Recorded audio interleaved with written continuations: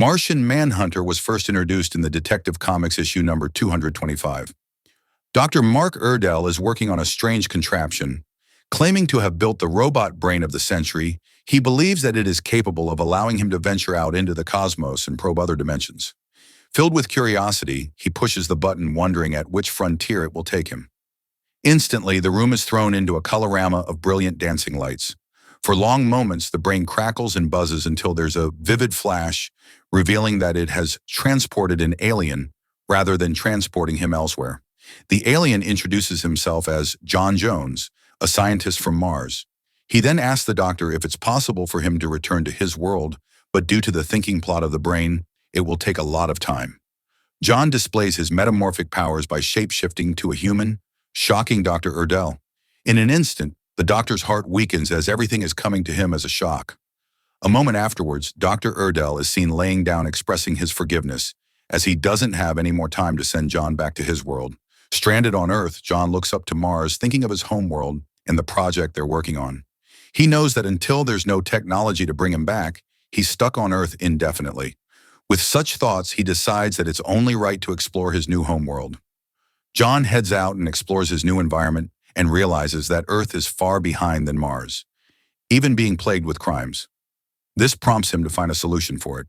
Spotting a police precinct, he enters and seeks the job of a detective, which he surprisingly secures immediately as he's already been given a task to accomplish. That wraps up his initial origin. However, Martian Manhunter's origin is later altered due to the New 52 reboot. In Justice League of America issue number 4, we see John's life before his arrival on Earth. His story begins as he's flying back to Mars after taking the life of a beast on planet Phobos, returning as a soon-to-be leader of his people. As he was flying, he explained what Mars is like, saying that their planet is initially inhospitable, but thanks to the gatekeepers, a Martian-made biodome was made possible. In there, all are networked together in complete harmony. They were protected from the sun and cold. The growers were able to grow and communicate with nature, and everyone was inspired with each of their own thoughts, feelings, and ideas. John also explained that their leader's dying, requiring him to take on the task of completing his rite of passage to be the new leader. However, the unthinkable happened in his absence. Mars was engulfed in flames, leaving the world in ruins and wiping out his people. Full of hurt and guilt, John adopts the name Manhunter and searches for the being that caused his homeworld's destruction. His search stretches on to issue number 5, where John searched the ether for every trace of thought and heard the words Thoth and Earth being screamed by his people as they died. John heads to Earth, sensing the poisonous mind that destroyed his planets.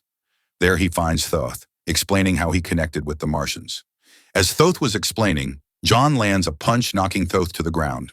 A fight breaks out, and as John takes Thoth's life, Thoth makes him see his story. A scared child that didn't understand his powers. One who isolated himself to contain his thoughts, but all it did was strengthen his sick mind. Paying no attention, John continues to pummel him down as he's filled with nothing but rage. As he is beating Thoth down, John realizes that Thoth is different as he's a parasite. John pursues him, but Thoth vanishes. With Thoth now gone, John finds himself in Metropolis, a place of new direction for him. And that wraps up the origin of Martian Manhunter in the New 52 reboot. If you want us to cover more of alien characters like Lobo, Starfire, or Beta Ray Bill, drop it in the comments. Don't forget to like and subscribe.